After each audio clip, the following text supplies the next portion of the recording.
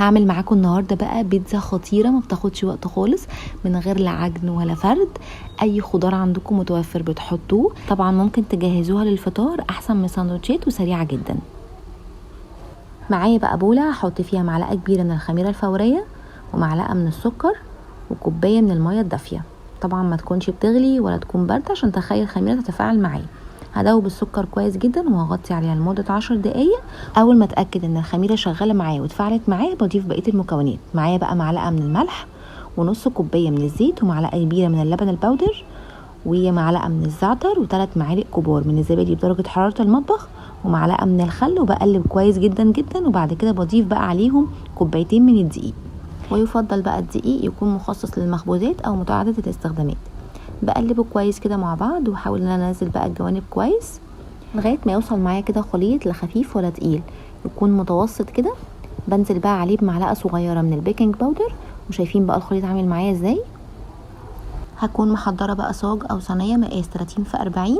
وطبعا لو الحاجه بتلزق بندهنها كويس جدا او نحط ورقه زبده. انا هنا عشان انا عندي صاج مش بيلزق فما دهنتش عليه اي حاجه خالص. هبتدي بقى انا اوزعه كده. طبعا انا عايزه الخليط ما يكونش سميك خالص، انا عايزاه يكون رفيع. وهسيبه على جنب لمده ربع ساعه لغايه ما احضر الصوص بتاعي. انا طبعا مش بسيبه يخمر ولا اي حاجه، انا بس بسيبه يرتاح. هكون بقى حضرت بقى معايا معلقتين من الكاتشب، معلقتين من معجون الطماطم، ومعلقه من البصل البودر والثوم البودر، ومعلقه من الزعتر. الزعتر بقى بيبقى خطير في صوص البيتزا. ونص معلقه من الفلفل الاسود ومعلقه من الزيت اذا كان زيتون او نباتي زي ما تحبوا او المتوفر عندكم. وبظبط طبعا الملح هنا طبعا زي ما تحبوا برضو.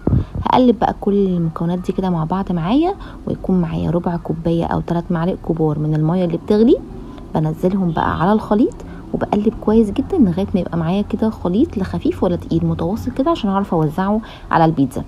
وطبعا بقى انا عشان سبت الخليط يتشمع معايا كده لمده ربع ساعه، فما تقلقوش الصوص مش هيخش جوه العجينه خالص. اهم حاجه بس ان انا اسيبها ربع ساعه ترتاح. نزلت بقى الصوص بالشكل اللي انتوا شايفينه ده، وهبتدي ان انا اوزعه كده بظهر معلقه كده بالراحه خالص. وفي المرحله دي لازم اكون مشغله الفرن على درجه حراره 180 قبلها كده ب10 دقايق. قبل ما ادخل الخليط فيه لازم يكون الفرن ساخن كويس جدا.